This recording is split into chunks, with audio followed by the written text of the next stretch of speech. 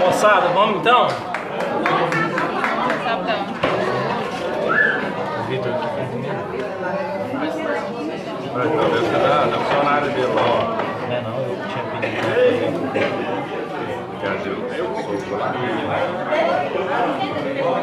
Então, vai ter que custar a Gina, não?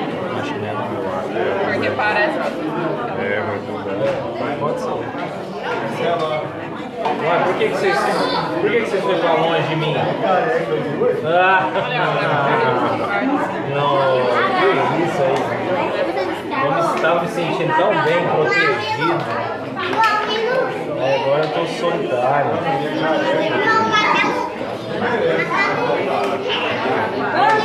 Vamos lá, turma. Vamos lá, moçada. Né?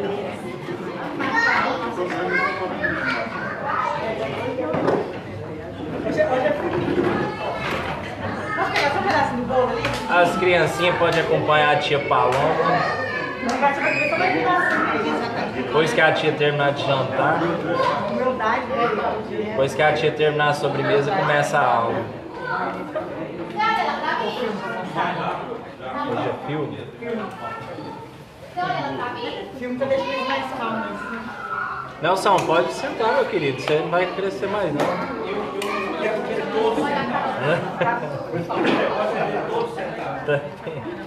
Tá certo. Bom, então, vamos ter um tempo aí de reflexão, né? Da gente não perder aí o feeling de tudo que a gente está vivendo até agora, dessa celebração, desse congraçamento, mas sem deixar também de fazer essa análise, né, de confronto mesmo da nossa própria vida com tudo aquilo que é propósito de Deus. E como a gente compartilhou essa semana no grupo, é aquele insight mesmo que eu queria tratar essa noite, dessa combinação e do contraste que se faz entre aquilo que é visível e aquilo que é invisível, de tudo aquilo que se crê que é material, físico, e de tudo aquilo que a gente pode acreditar que é sobrenatural, espiritual. Eu acho que essa reflexão e essa conclusão é essencial para a nossa vida e para a gente viver bem. Não só em termos religiosos, não só com relação a Deus, mas para a gente existir bem, para a gente lidar bem com o meio em que a gente vive, com as nossas relações. E sinceramente, eu acredito que em qualquer corrente, em qualquer via, qualquer ideologia, qualquer tipo de conceito e de filosofia de vida, a gente patina um pouco nisso. A gente acaba sendo vítima e acaba se tornando refém de uma distorção desses conceitos. Então, por vezes, nós estamos espiritualizando coisas materiais e materializando coisas espirituais. Então, muitas vezes nós estamos tornando abstrato aquilo que é absoluto e tornando absoluto aquilo que é totalmente abstrato. Então, qualquer tipo de extremismo, qualquer tipo de exagero conceitual nesse sentido é fatal. E eu queria, dentro da Escritura, mostrar que há uma combinação, que há uma simbiose entre esses dois extremos, que há um equilíbrio, há, como a gente disse no grupo, uma interface, há uma materialização do que é invisível e não o contrário. Então, lá em Atos, tem um episódio na vida de Paulo, por exemplo, e é Paulo que está vivendo. Atos capítulo 27, do 13 ao 26, o contexto é o seguinte: Paulo está preso e o navio que vai levar ele para Roma para ser julgado é acometido de uma tempestade em alto mar. Tempestade essa que Paulo mesmo previu antes e falou para todo mundo, falou, gente, não vamos por aqui, porque nós vamos correr risco, esse navio não vai aguentar. E teimaram com ele, não deram ouvido a ele, ele era um preso, né? E acontece que no versículo 3 o negócio começa a apertar. Então, viaja comigo nesse episódio aqui e vê o que está relatado, o que está intrínseco, o que está latente no coração de Paulo e o que se evidencia nesse episódio registrado, diga-se de passagem, comprovado historicamente. Isso aqui não é uma história, isso aqui não é uma metáfora, isso aqui não é uma parábola daquelas contadas por Jesus. Não, isso aqui é um fato, é um episódio, isso é um ocorrido. Nós estamos diante do relato de um fato historicamente comprovado. Né? Historiadores comprovaram isso, a ciência comprovou que isso realmente aconteceu. Tem relato arqueológico, tem comprovação histórica. Antes assim, começando a soprar suavemente o vento sul, eles pensaram que haviam obtido o que desejavam. Por isso levantaram âncoras e foram navegando ao longo da costa de Creta. Pouco tempo depois, desencadeou-se da ilha um vento muito forte chamado Nordeste. O navio foi arrastado pela tempestade, sem poder resistir ao vento. Assim, cessamos as manobras e ficamos à deriva. Vai criando a cena aí na sua cabeça, a cena é real. E Paulo está preso lá. Passando ao sul de uma pequena ilha chamada Clauda, foi com dificuldade que conseguimos recolher os meios para reforçar o navio com cordas. E temendo que ele encalhasse nos bancos de areia de Sirte, baixaram as velas e deixaram o navio à deriva de novo. No dia seguinte, sendo violentamente castigados pela tempestade, começaram a lançar fora toda a carga. No terceiro dia, lançaram fora com as próprias mãos a armação do navio. Nós não vamos entrar no mérito aqui, mas essas peças aqui são essenciais para a dirigibilidade de um barco daquela época. Né? Se for entrar nisso aqui, gasta muito tempo, mas vocês podem estudar isso depois. Não aparecendo nem sol, nem estrela por muitos dias e continuando a abater-se sobre nós grande tempestade. Finalmente, perdemos toda a esperança de salvamento. Vou repetir. Finalmente, perdemos toda esperança de salvamento. Isso aqui não tem força literal, não. Isso aqui tem simbologia também. Esse barco aqui não é só uma lancha que a gente pega numa represa e sai andando e acontece alguma coisa errada. Esse barco pode ser comparado, se a gente fizer aqui a exegese, a hermenêutica correta, com a nossa vida. Isso está certo. São tempestades que nos abatem também. E a gente pode fazer essa comparação, pode fazer esse raciocínio. Mas o acontecimento é literal. Só que ele não tem valor só literal. Ele tem valor simbólico de reflexão para nós também. E aí continua. Visto que os homens tinham passado muito tempo sem comer, Paulo levantou-se diante deles e disse: os senhores deviam ter aceitado o meu conselho de não partir de Creta, pois assim teriam evitado este dano e prejuízo. Mas agora recomendo que tenham coragem, pois nenhum de vocês perderá a vida. Apenas o navio será destruído. Pois ontem à noite, aí que você começa assim a pirar. E é Paulo falando. Vocês lembram da história de Paulo? Quem foi Paulo?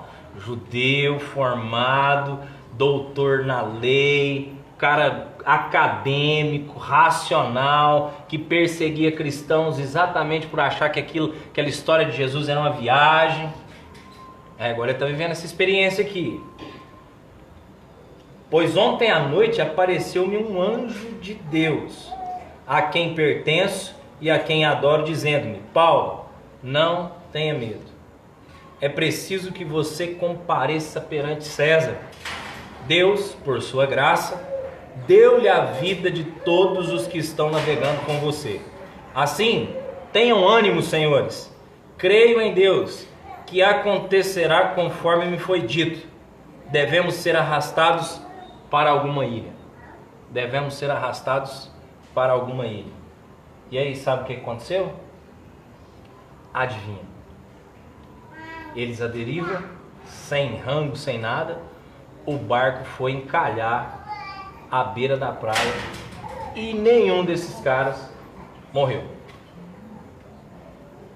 Agora, no que essa conversa de Paulo com esse povo aqui está pautada? Em algum conceito lógico? Em alguma probabilidade? Em alguma teoria de vida? Em alguma palestra de coaching? Em algum tipo de ajuda literária? Essa experiência de Paulo, toda essa esperança e essa coragem que ele gerou e que eles viveram e que lhes salvaram a vida, estava pautada em quê, meus queridos? O que aconteceu aqui? Foi algo natural? Algo racional? Algo lógico, previsível? Não. Isso aqui é exatamente fé. Fé no invisível. Acreditar no amor, no poder de um Deus que não se vê, mas que você tem certeza do amor dele. Porque você sente, você crê num propósito. Alguém que falou com você, a ponto de você acreditar que viu um anjo dele, que se comunicou contigo. E isso então gerou fé ao seu coração, a ponto dessa tempestade não te consumir. A ponto disso não te desesperar, porque diz a Escritura que eles tentaram jogar o barco salva-vidas na água algumas vezes. E Paulo dizia, se alguém descer desse navio vai morrer, fica todo mundo aqui. E eles cortaram as cordas do barco salva-vidas. Mais tarde eles cortaram as cordas da âncora, que era a última esperança natural que eles tinham, porque o barco estava à deriva e eles com medo de ele bater em alguma pedra, porque eles estavam medindo a profundidade e estava ficando raso demais. Eles falavam assim, se a gente bater contra as pedras aqui no meio do mar, a gente está morto. Tentaram ancorar o barco e Paulo dizendo, olha, Deus me falou, pode confiar, ninguém vai morrer. Cortaram as cordas da âncora e deixaram o barco ir. E quem levou esse barco só pode ter sido Deus. Entende? Então, existe essa realidade. Porém, isso tem um limite. E aí que muita gente para por aí. E aí a gente potencializa, equaliza isso a um nível em que tudo na nossa vida fica restrito a essa realidade mística e mágica. Mas aí, o mesmo Paulo, escrevendo aos Colossenses, lá no capítulo 2, no versículo 6, ele ensina algo maravilhoso e importantíssimo. Ele diz assim, portanto, assim como vocês receberam Cristo Jesus, o Senhor, continuem a viver nele, enraizados e edificados nele, firmados na fé como foram ensinados, transbordando em gratidão, tendo cuidado para que ninguém os escravize a vãs filosofias enganosas, que se fundamentam nas tradições humanas e nos princípios elementares deste mundo, e não em Cristo. Pois em Cristo habita corporalmente, fisicamente, visivelmente, conceitualmente, praticamente, toda a plenitude da divindade. E por estarem nele, que é o cabeça de todo poder e autoridade, vocês receberam a plenitude. Nele também vocês foram circuncidados, não com uma circuncisão feita por mãos humanas, ritual, protocolar, mágica, mística, tradicional, não. Circuncisão de fato, experiência interior, introjeção de conhecimento, transformação de consciência, mudança de pensamento. O que Paulo está dizendo é o seguinte, olha, Não se deixem iludir pelo encantamento de toda e qualquer sorte de misticismo que tem por aí barato. Fundamentem a sua vida. Existem poderes? Existem. Existem dominações? Existem. Mas existe o entendimento, e vocês têm a visão disso em Cristo, o testemunho, a história do que foi, por aquilo que ele viveu, por aquilo que ele morreu e como ele viveu. Isso é um exemplo. Nós celebramos hoje aqui a vida do Gilbertão e todo mundo dando bom testemunho, falando, elogiando. Isso é uma referência.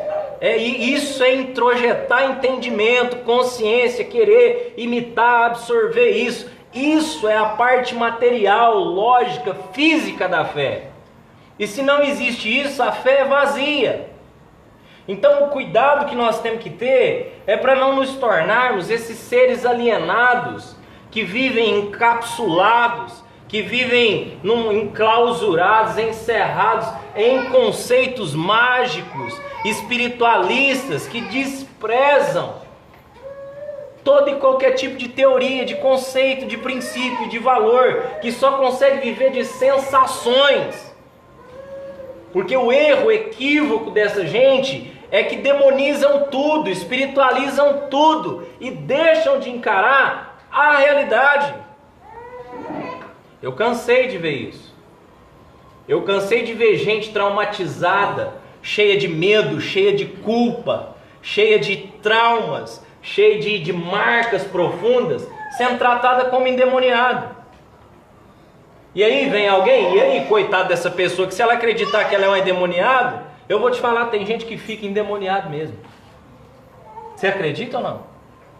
Eu já vi muita gente. Vou dar um testemunho para vocês, que eu entendi depois de estudar muito, depois de viver muitas experiências. 80% das possessões demoníacas que eu presenciei na minha vida, eu cheguei à conclusão e entendi claramente, comprovei depois, que nada mais eram do que sugestões emocionais. A pessoa era tão cheia de carga, tão cheia de trauma, tão cheia de medo, tão cheia de culpa, que quando alguém chegava e punha a mão sobre ela e falava palavras de ordem fortes, ela se sentia, ela se transformava numa simbiose com a criatura maligna, a ponto de expressão a possessão. Gilberto, e quando acontece isso com criança? Tipo uma menina de 14, 15 anos? Criança também é sugestionável. Mas eu não estou dizendo que são todos os casos. Eu já vi situações de possessões, porque se eu for contar aqui, vocês vão rir de mim, os outros vão ver na internet aí e falar que eu estou fabulando. Mas a gente já viu umas coisas bem estranhas assim, parecendo uns filmes. Mas eu vou te dizer, a porcentagem é essa, 80%. E sabe por que eu estou falando isso? Porque se a gente não conseguir esse equilíbrio de materializar o invisível, de fazer essa conexão do espiritual com o mundo real, a gente estabeleceu o conceito, a medida certa, nós vamos canalizar tudo no capeta, nós vamos pôr a culpa nele de tudo e não vamos enfrentar aquilo que de fato nos oprime, que está aqui dentro, está aqui. São os vazios que a vida deixou, as lacunas, as construções de consciência que demoraram anos para ser construídas. E aí a gente tem a impressão de que se eu fui lá, eu pus a mão, orei, expulsei, eu resolvi aquilo. Não, eu sugestionei. Essa pessoa está em transe, um transe às vezes que demora anos. Tem gente que vive anos em transe, achando que está liberto de uma criatura, porque achava que o seu problema era a presença de uma criatura. Alguém falou para ela que existia uma criatura demoníaca dentro dela, que fazia ela ficar triste, que fazia ela adoecer, que fazia ela não ter vontade de viver, ou que fazia ela ter vontade de matar alguém, ou que fazia ela usar drogas, ou que fazia ela beber demais, ou que fazia ela ser violenta, ou ela ser destrutiva. E aí alguém chega e diz: essa criatura está expulsa da sua vida. Ela fica nesse transe. Não, e toda vez que essa vontade vem, ela fala, mas essa pessoa jamais enfrentou seus traumas, enfrentou seus medos, enfrentou suas raivas, enfrentou suas culpas. Entende o risco? Entende por que Paulo está falando aos Colossenses? Não vos deixe levar por qualquer vã doutrina.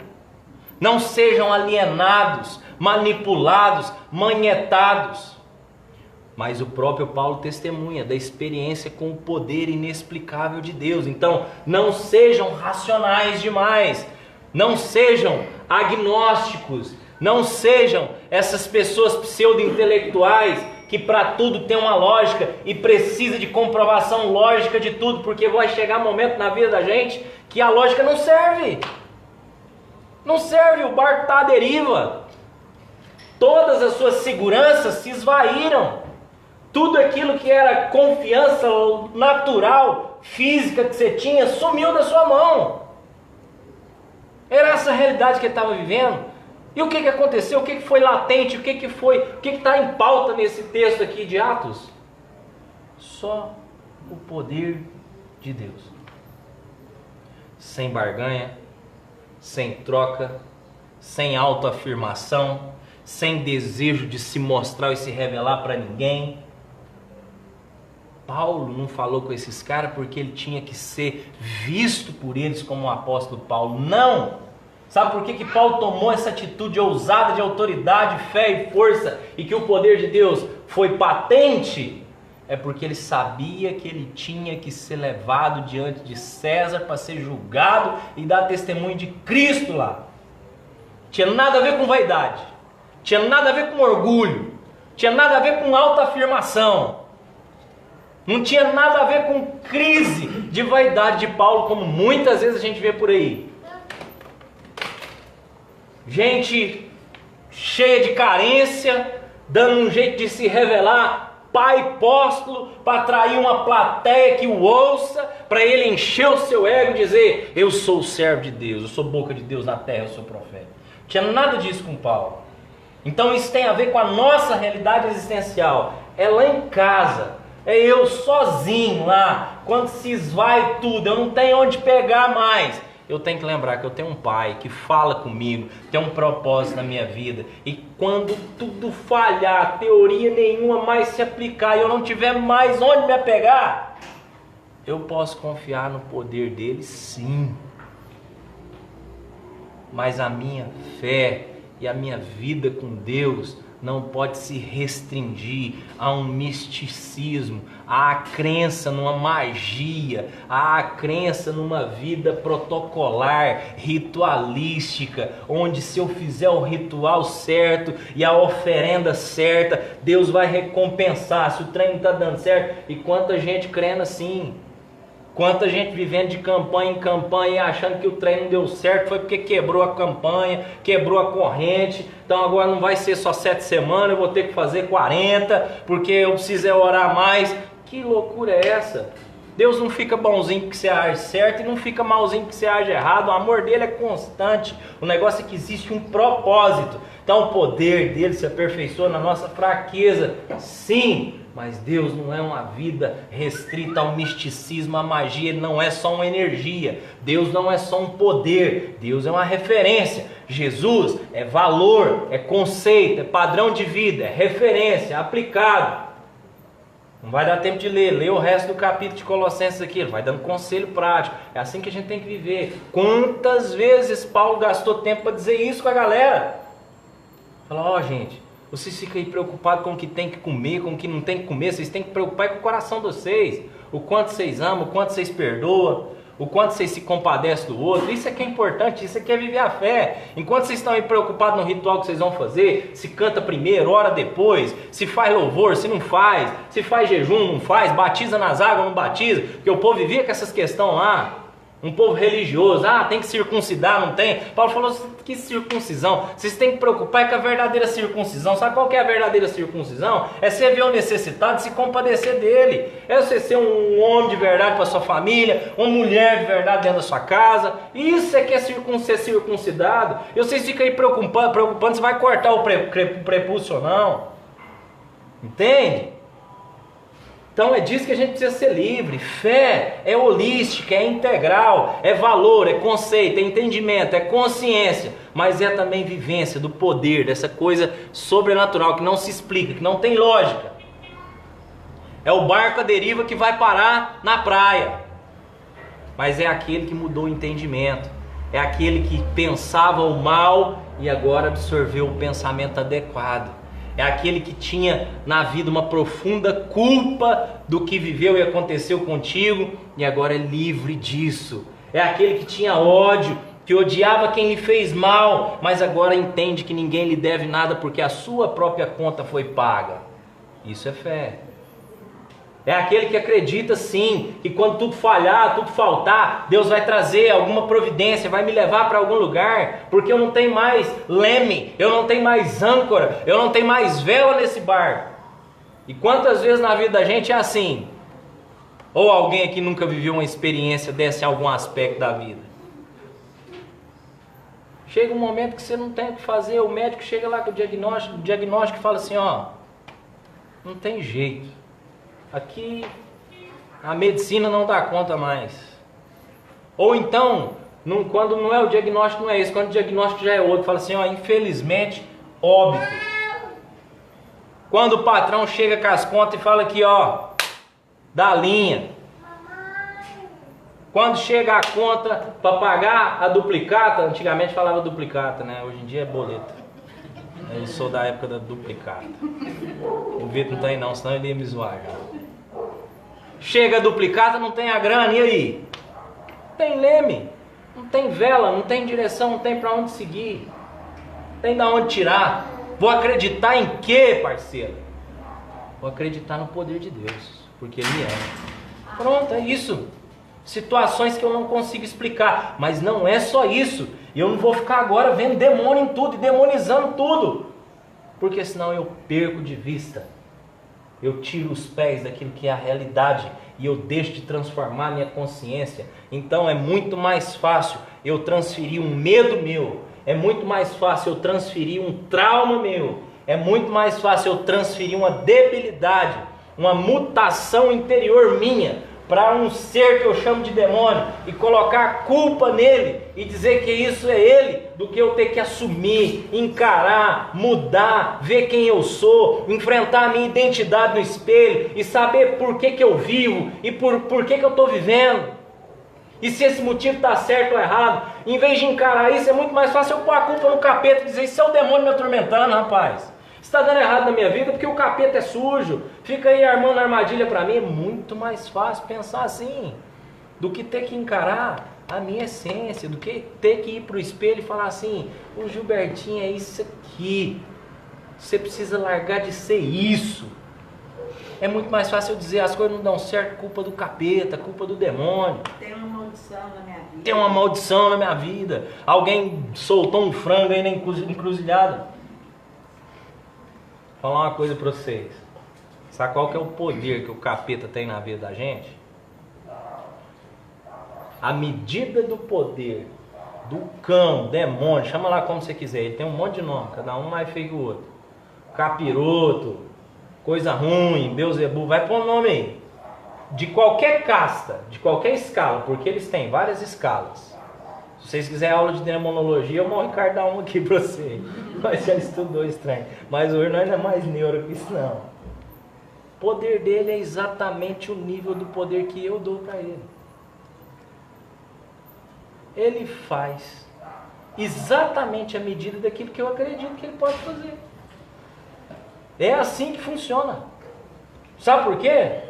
Porque a autoridade dele foi destituída pelo sangue de Cristo, pelo poder. Deus é maior. E quantas vezes alguém vai ter que levantar e repetir: o mal está subjugado, tragada foi a morte pela vitória.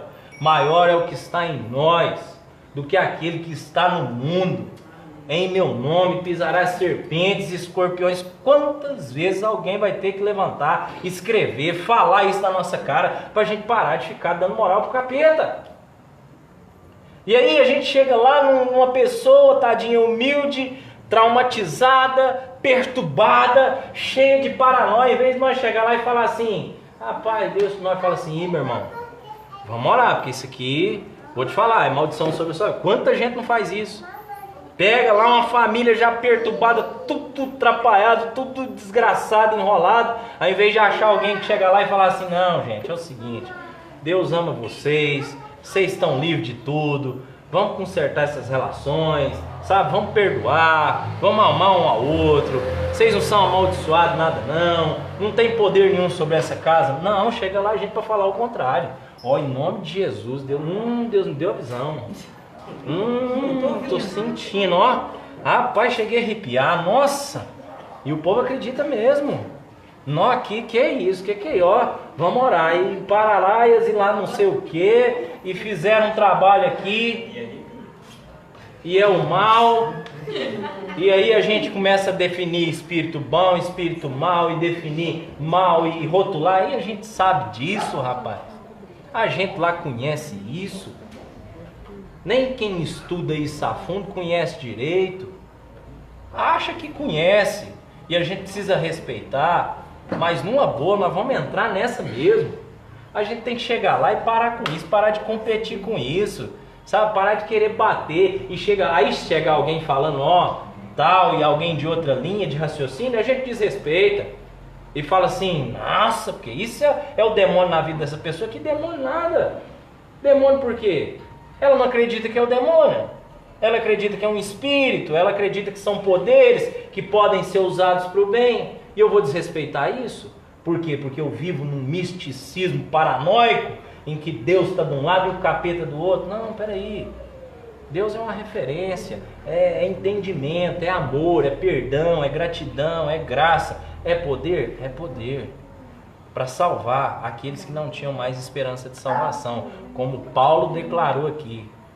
Falou que ó, chegou um momento nesse barco aqui, moçada, que não havia mais esperança da gente se salvar. Estava todo mundo crendo que ia para o vinagre.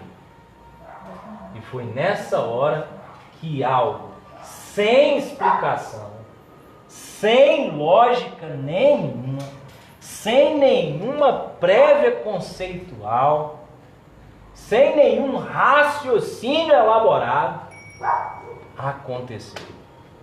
E eles foram salvos. E aí? Vamos dormir com esse barulho?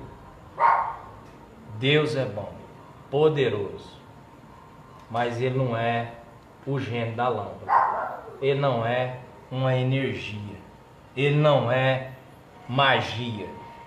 Mas Deus não é só teoria. Deus não é só ideologia. Jesus não é só uma filosofia de vida. É muito mais do que isso. Vamos romper as nossas barreiras. Vamos encarar quem nós somos. Vamos encarar nossos medos, nossos traumas. Vamos encarar o perdão, a culpa. Vamos para o arrependimento. Vamos para a cruz junto com Ele. Vamos largar tudo aquilo que nos perturba. Vamos encarar isso em nome de Deus. E aquilo que a gente não der conta, Ele vai dar porque Ele é poderoso, é nosso Pai. E é Pai de todo mundo. Você acha que é só Pai daqueles que confessam Ele? Não, Ele é Pai de todo mundo. Em Cristo Jesus Ele adotou foi o mundo inteiro, rapaz. Ou vocês acham que tem uma castazinha melhor?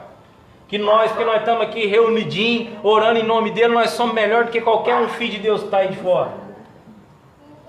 E quem achou isso, tomou chucho de Paulo também. Porque Paulo falou o seguinte, lá para os Efésios, falou assim, ó, vocês ficam chamando os outros aí de ímpio, vocês ficam chamando os outros aí de pagão.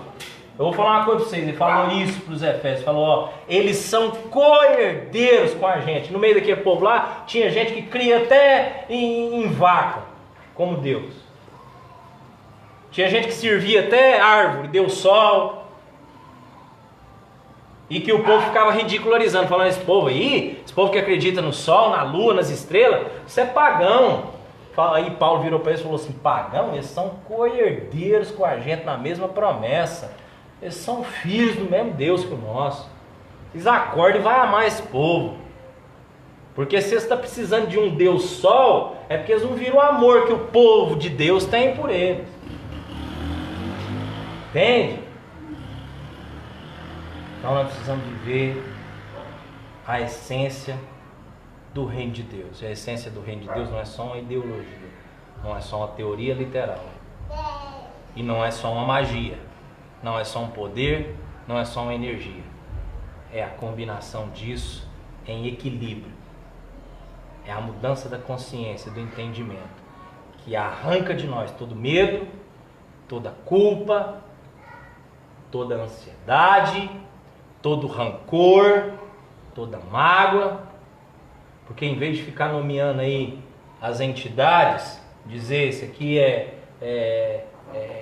Beelzebub, esse aqui é Zé Pilintra, esse aqui é... Eu vou te falar, você quer que eu te dou uma aula de demonologia? Sabe como é que chama os demônios? Os demônios chamam ódio, os demônios chamam orgulho, os demônios chamam vaidade, legião tem legião, é de medo, Falta de perdão. culpa, falta de perdão, rancor, isso é nome de demônio.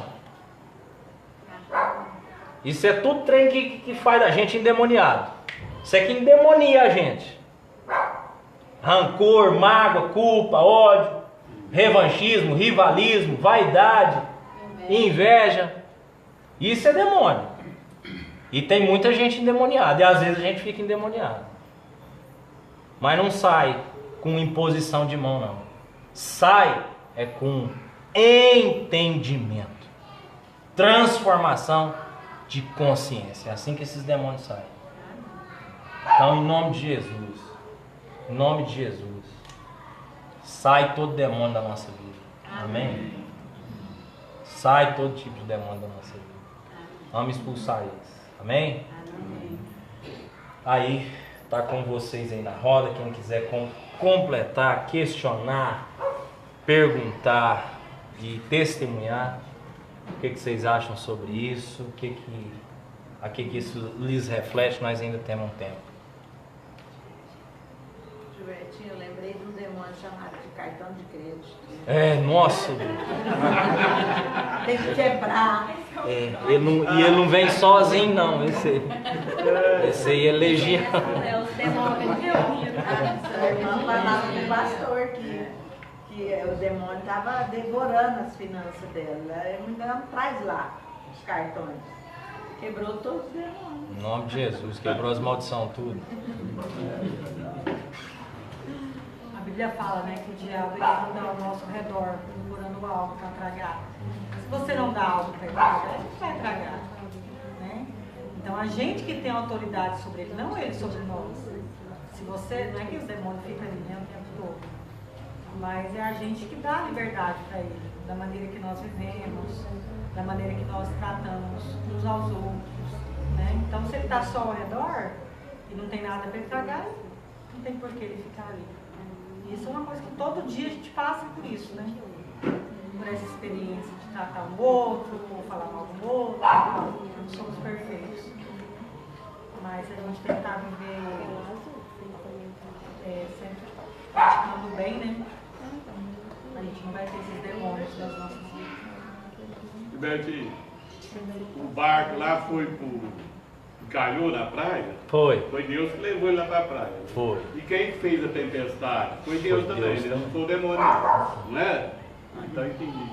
Quem fez a tempestade para eles Experimentar a glória dele, né? que poderia ser também o tempo, né? Vou matar esse povo, ou vou dar, mas não foi não, né? Não, então, eu sou bem leigo. É o que nós estávamos falando, né? Deus permite que aconteça alguma coisa errada, e a gente pensa, mas por que isso acontece com a gente? Que a glória de Deus prevaleça sobre a vida dela, seja testemunhada sobre a vida dela. Porque permite que aconteça uma coisa ruim e ao mesmo tempo ele mostra que a glória de Deus está ali com ela. É outro dilema que a gente vive, né? Porque a gente quer achar motivos lógicos para tudo. E nem sempre algumas crises na nossa vida têm fundamento e causa legítima em si mesmo. Tipo assim, nem todo mundo, por exemplo, fica doente porque foi imprudente, não cuidou bem da sua saúde. E nem todo mundo se mete numa crise financeira porque administrou mal as suas finanças. Nem sempre é só isso, né?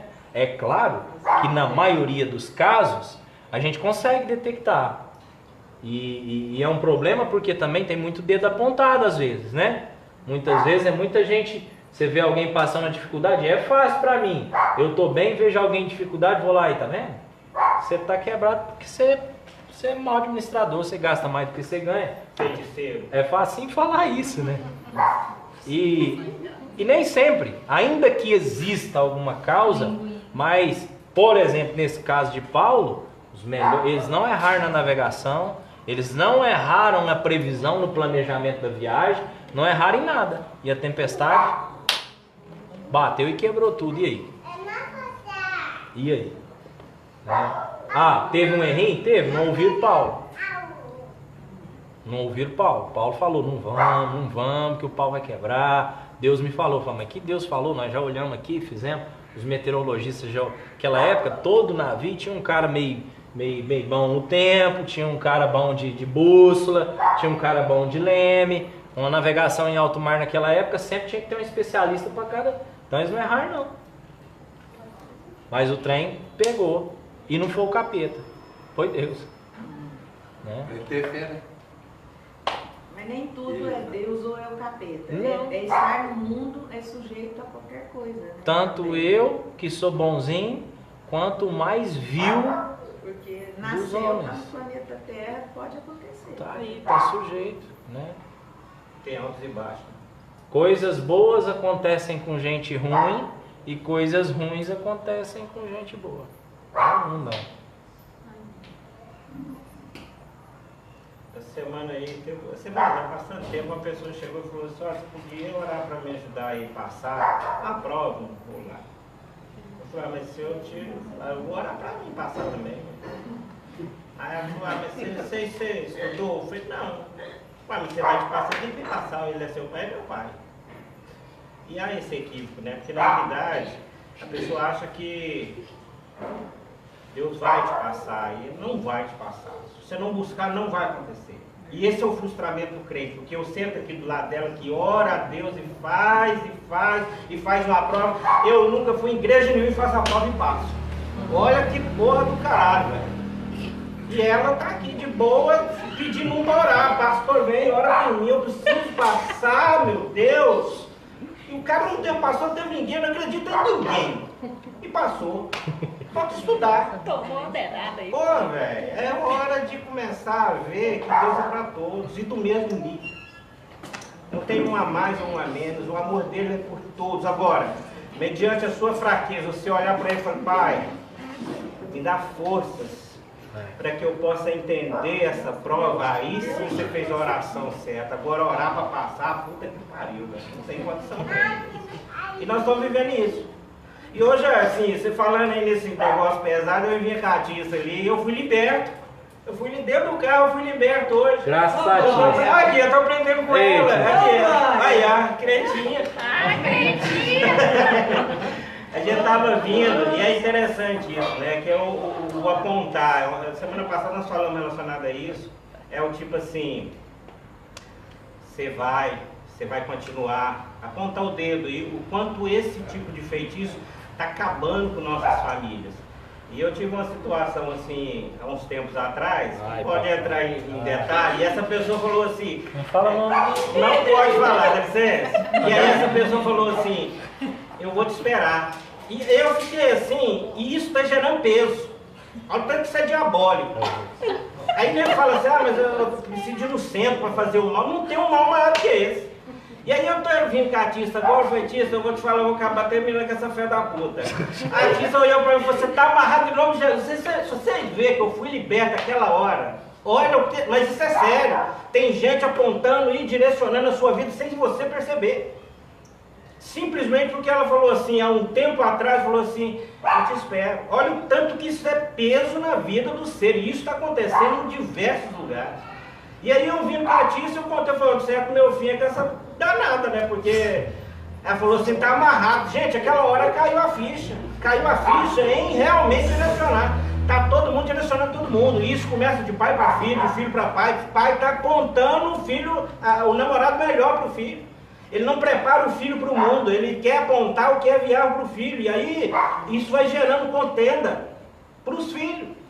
E aí você começa a criar monstros sem perceber. O mundo está cheio disso. E eu falo assim, que o maior feiticeiro está em nós, na nossa família, nos nossos relacionamentos maus, assim, né? Caminhada. Eu ainda estou caminhando, vou chegar lá, obrigado.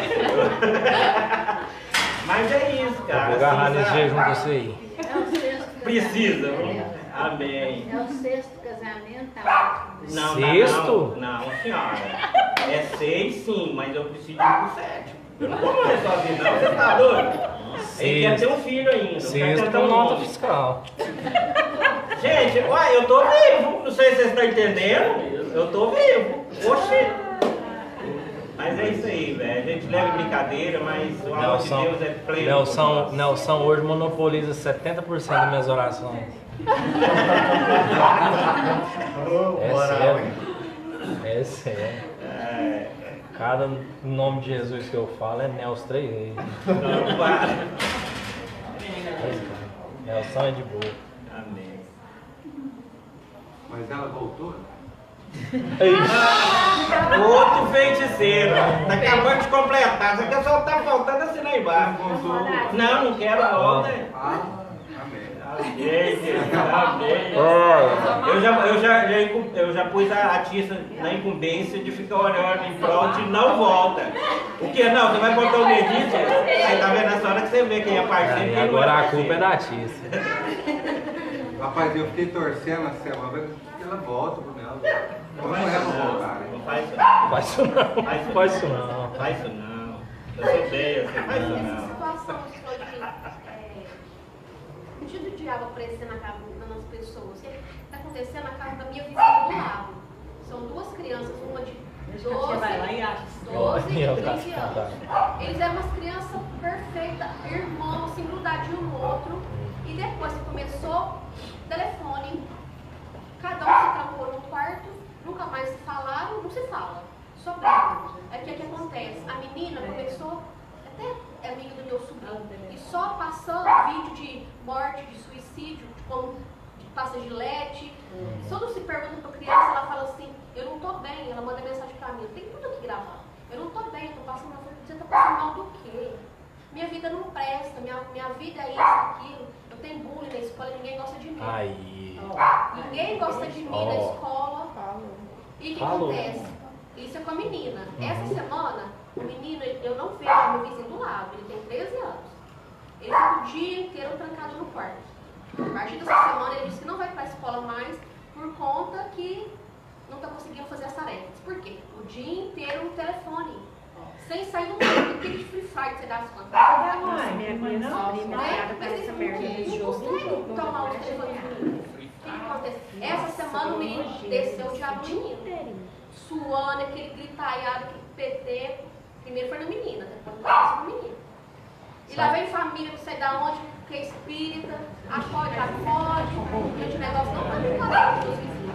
Eu vou te... E as meninas querendo suicidar, o menino capeta dessa, quer bater no pai, e tudo criança boa, gente. Menino, criança que não tem amizade com ninguém, não mexe com nada. Mal brincar com a conversar. Então é a sugestão, talvez. Claro, deixa eu te falar, essa manifestação, ela tem influência maligna, sim, com certeza. Só que, nós precisamos entender, só que a gente tem que entender, Lília, que essa manifestação maligna, a origem dela, não é uma criatura, não é lá no inferno, sabe onde que é a origem dela? É no bullying da escola, é em algum trauma oculto dentro de casa. Sempre tem essa Criança origem. que não mata a boca nem pra conversar, pra falar nada. Ó, eu vou te falar, de todos os casos que eu já vi pessoalmente, que eu já presenciei e que eu já li sobre pessoas lúcidas contando, 1% você pode dizer que não tinha nenhuma origem. Não chega a 1%. Então você contando aí, você já falou, é bullying na escola. Aí o que acontece? A menina vem lá da escola se sentindo um lixo. Acabada, porque o tal do bullying, a gente já foi criança, a gente sabe. Quem sofreu alguma coisa um dia, tomou um não na escola, vem arrebentado. Aí chega em casa, ao invés de encontrar um ambiente que consola e que agrada, encontra às vezes um ambiente frio, sem amor, aí vai para a internet, vê uma sugestão, pronto. Aquele negócio chega a ponto de virar uma manifestação demoníaca. Quando eu conheço esses vídeos, por exemplo, não manda que eu não. Nem a pau. Aí sabe o que essa criança precisa? Essa criança precisa só de oração? Não. Essa criança precisa de acompanhamento profissional, precisa de oração, precisa de alguém conversar com essa mãe, com o pai que sei lá onde é que está, sabe? Porque senão vai lá, põe a mão, ora, fala, sai em nome de Jesus. A menina continua lá arrebentada por dentro, velho. Você fala, aí agora ela só vai canalizar. Então era um bichinho que estava dentro de mim. Agora ele saiu, mas ela vai viver com medo. Uma hora esse bichinho volta, E se a gente conseguir convencer ela de ir para a igreja para o bichinho não voltar, ela fica firme na igreja. E é assim que muito pastor faz assim, ó. Fica firme aí, queridão, senão o capeta te pega de volta. Se ele sair, voltar e encontrar a casa vazia, ele volta com 7. Porque os caras criou essa tese aí. Ah, mas tá escrito, mas o contexto não é bem esse não. Os caras criam essa tese aí. Então, gente, a fé é muito mais do que isso. A fé é libertação, a fé é liberdade em Cristo, no amor, na graça. É espiritual, mas é totalmente natural. Então, Jesus não só expulsa as criaturas, Jesus e a sua palavra veio para tratar todos os traumas, todos os medos, as dúvidas, as crises interiores. E se a gente ficar só na metade do caminho, nós vamos viver sugestionado, empurrando a sujeira para baixo do tapete. Amém? Então, eu vejo essa situação que a gente falou assim. É a desestrutura familiar que está ocorrendo na minha casa, em casa de centenas e milhares de pessoas, e é um fato muito simples.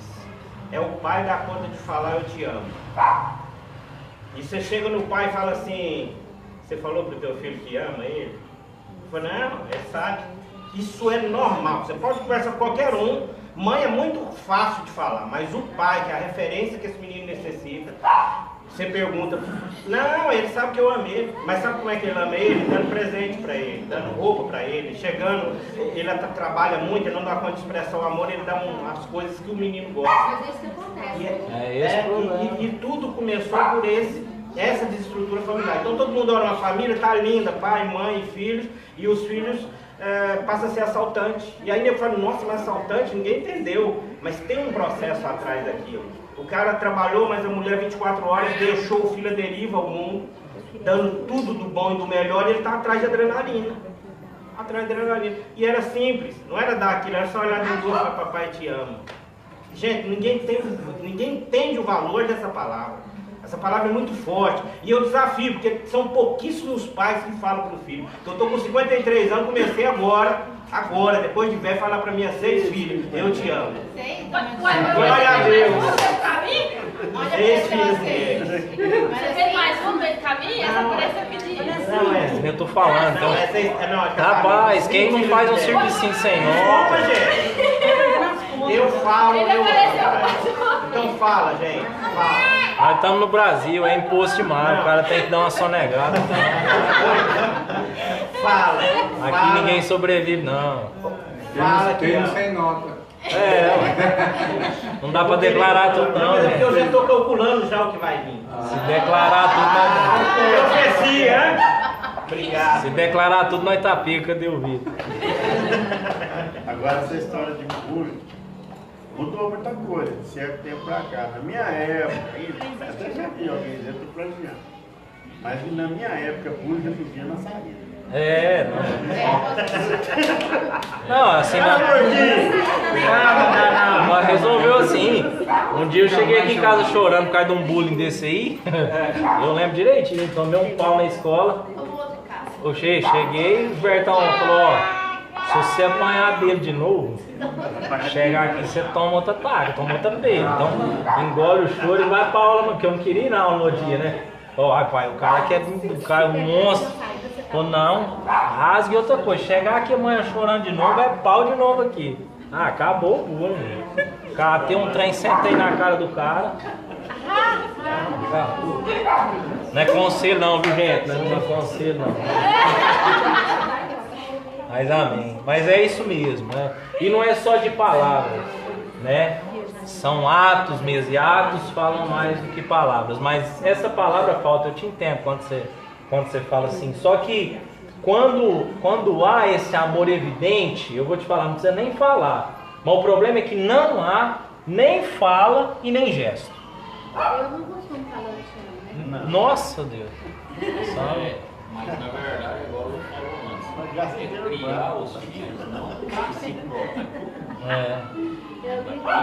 Esse é que é a diferença. Às vezes as pessoas criam os filhos para si próprios. Aí o que acontece? Não deixa ter as experiências que tem fora. Aí quando cresce fica arrebentado. Eu já vi assim, vampirismo paterno, sabe o que é isso? É gente que assim, suga dos filhos tudo aquilo que não teve na vida. Gente que projeta na paternidade ou maternidade, né? Todas as suas frustrações. Isso é um problema, né? Então, isso acontece. Aí tá vendo? Como é que não é só tem muita coisa. Ah, mas é o capeta? É, mas se ir lá orar e expulsar, é todo um entendimento que tem que ser transformado, né? Então nós precisamos de muita graça, misericórdia de Deus mesmo, caminhar. É por isso que Acabou o filme, né? Ninguém despreze. Vai lá, lanterninha, Ninguém despreze o poder invisível de Deus, mas ninguém deixe de conhecer os seus princípios, seus valores, a consciência registrada e revelada na Escritura. Amém?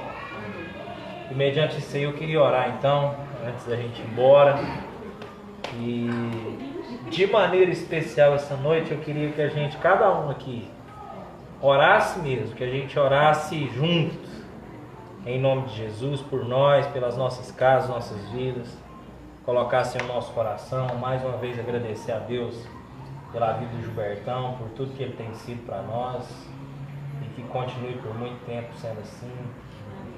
Mas coloca aí a sua vida agora, coloca o seu coração em Deus, mais uma vez, ora naquilo que você não tem ingerência, naquilo que você não tem gestão, que a mão dele, o sopro dele venha, mas aquilo que for parte sua, aquilo que for parte nossa, que a gente consiga enfrentar, confrontar, gerir, gestar, transformar e mudar.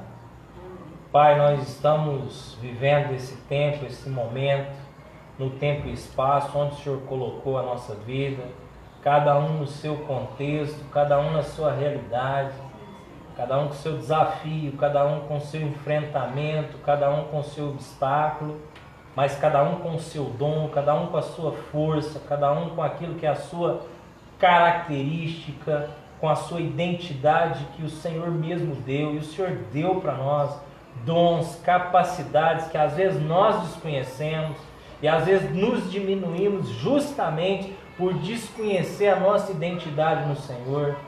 Então nos ajuda, Deus, nos ajuda a ter plena consciência de quem o Senhor é, a ter plena consciência de quem somos no Senhor, de quem somos uns para os outros, daquilo que podemos e daquilo que devemos ser, a diferença entre as duas coisas, ó Deus, e naquilo que nós não conseguimos interferir, as situações que nós realmente não conseguimos mover, que venha o teu sopro, que venha o teu poder, que venha a tua mão poderosa, graciosa, generosa, e conceda a cada um a medida da suficiência, segundo aquilo que foi a oração de Davi, que o Senhor não deixaria faltar coisa alguma, porque dirigiria a vida dos fiéis aos pastos verdejantes, mesmo em meio a vales profundos que se assemelham à sombra da morte. O Senhor não nos desampararia.